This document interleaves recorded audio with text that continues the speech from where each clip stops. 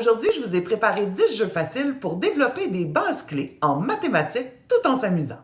On va utiliser l'exploration, des jeux de tri et de comptage, des jeux de construction, mais aussi des défis logiques. Parce que toutes ces activités ludiques vont aider votre enfant à poser des bases solides pour apprendre les mathématiques, mais aussi développer sa mémoire et sa concentration, ce qui va le préparer grandement à la réussite scolaire. Pour commencer, un petit jeu facile et rapide. On va y aller avec la chasse aux formes.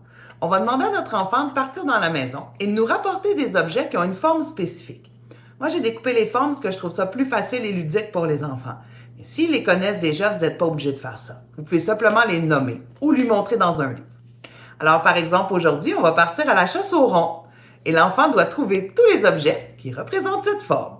Par exemple, le couvercle d'un chaudron, le dessus de son pot de pâte à modeler ou les roues de son avion. Maintenant, on va passer à l'exploration des volumes à l'aide des jeux d'eau. On va offrir à l'enfant une tasse à mesurer ainsi que des récipients de différentes grandeurs et différentes grosseurs. Si vous avez vu ma vidéo sur les jeux salissants, vous allez reconnaître ma magnifique plaque à pâtisserie. Si vous ne l'avez pas vue, je vais vous la mettre dans la description. Et je vous invite grandement à aller la visionner parce que ça va vous aider à baisser votre stress face aux jeux salissants et débordants, comme les jeux d'eau par exemple. Alors, on va laisser l'enfant prendre la tasse à mesurer et explorer en remplissant et en vidant les verres et les récipients comme il en a envie. Ensuite, on peut passer aux questions et on va lui demander de faire des hypothèses. Par exemple, ce verre-là, est-ce que le contenu rentre dans celui-là? Oui. Combien de fois tu penses? Et là, on va le laisser explorer à sa guise et à son propre rythme. Maintenant, un petit jeu facile, rapide, qu'on peut faire partout, qui ne nécessite aucun matériel et que tout le monde connaît, on va jouer à Jean-Dit. Mais on va faire avec une version avec des chiffres et des nombres. Par exemple, Jean-Dit, montre-moi 2 doigts. Jean-Dit, tape dans tes mains 4 fois. Jean-Dit, saute une fois. Vous comprenez le principe. Maintenant, on s'offre un petit jeu de construction maison pour les architectes en herbe. On va offrir de la pâte à modeler et différents éléments que les enfants vont pouvoir piquer dans la pâte à modeler pour pouvoir monter des structures. Moi, aujourd'hui, j'ai utilisé des pailles en carton que j'ai coupées de différentes grandeurs, puis aussi des cure-dents. Si votre enfant est petit ou s'il n'est pas habitué de jouer avec ça, il faut vraiment faire attention, lui expliquer et surveiller pour éviter qu'il se pique les doigts. Mais sinon, on va laisser l'enfant explorer et monter des structures à sa guise. On va passer au jeu de tiriation.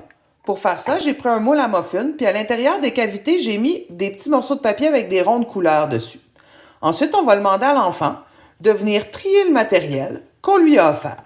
Moi, j'ai pris des pompons parce que j'en avais sous la main, tout simplement. Mais allez-y avec ce que votre enfant aime le plus, en fait, que des couleurs, les Legos, les paillettes, peu importe.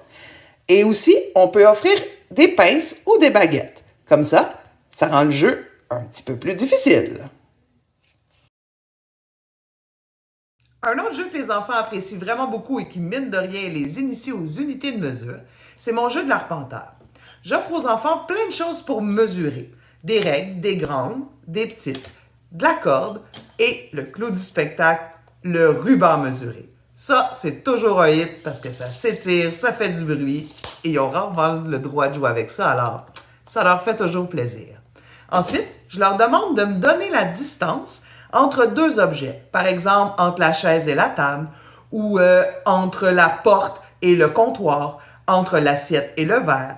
Et là, c'est vraiment très drôle de les voir mesurer, regarder les chiffres et essayer différents matériels pour trouver la solution. Et même s'ils nous disent que ça fait trillion 8, c'est pas grave. Parce que l'important, c'est de s'initier aux chiffres et donner le goût d'apprendre. Pour travailler les suites logiques, j'adore utiliser des petites perles comme ça à enfiler. Moi, j'ai pris des perles en bois et j'offre un support pour les installer. Vous pouvez utiliser du fil si vos enfants sont vraiment bons en motricité. Sinon, ici, j'ai utilisé comme un petit pic en plastique, mais en fait, la meilleure option, ce sera un cure-pipe parce que c'est assez gros. Puis puisque les trous de mes billes sont grands, c'est facile à enfiler et l'enfant peut se concentrer sur la suite logique en elle-même. Alors, je vais lui expliquer ce qu'on a fait, hein. C'est quoi la suite que j'ai créée. Ici, c'est rose, bleu, rose, bleu, rose, bleu. Qu'est-ce qui vient ensuite? Rose. Exactement. Alors, à son tour, l'enfant peut prendre les billes pour reproduire le modèle que j'ai fait ou créer une suite logique de son cru. Un petit jeu rapide pour compter simplement. On va reprendre le même moule à muffin que tout à l'heure, mais à la place d'avoir mis des petits papiers avec les rondes couleurs pour trier comme on a fait au début, ben là, on va utiliser des papiers où on a inscrit des chiffres. Et on va demander à l'enfant de remettre le nombre d'objets par cavité qui correspond au nombre qui est inscrit sur le papier. Comme ça lui permet de reconnaître les chiffres, mais aussi de compter à son rythme. 1, 2. Maintenant, on va utiliser notre imagination et on va créer des formes en 2 dimensions. Idéalement, j'aurais offert ici des bâtons de popsicle. C'est plus facile parce que, comme vous voyez, ça ne roule pas comme ça. Mais j'en avais pas. Alors, j'ai décidé de prendre les mêmes pailles que j'ai utilisées pour faire le jeu des structures de tout à l'heure. Vous lui offrez le matériel, vous laissez votre enfant créer la forme dont il a envie et n'hésitez pas aussi de rajouter plein de matériel différent. Comme ça va juste lui permettre de rendre son œuvre encore plus créative. Pour le dernier jeu, je vous propose de jouer à l'épicerie. Ce jeu-là demande un petit peu plus de préparation parce qu'il faut mettre les prix sur les items et faire des petits billets. Mais ça vaut la peine. C'est des heures de plaisir. Alors, on inscrit les prix sur les objets qu'on a choisis. On fait des petits billets pour que l'enfant puisse acheter ce dont il a envie en respectant les chiffres qui sont écrits sur les billets et sur les objets. Ça fonctionne bien avec les plus petits. Mais si votre enfant est plus grand et est habitué aux chiffres, aux nombres et même aux calculs, vous pouvez y aller avec des choses plus difficiles. Vous pouvez mettre les vrais prix sur les objets et lui donner de la vraie monnaie. Ça te prépare pour la vie.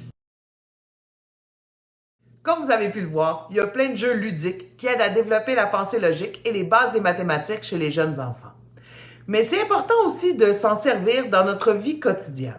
Parce que oui, il y a les jeux de sériation dirigés, mais on peut aussi faire ça dans la vie de tous les jours, en aidant maman à trier le lavage, par exemple.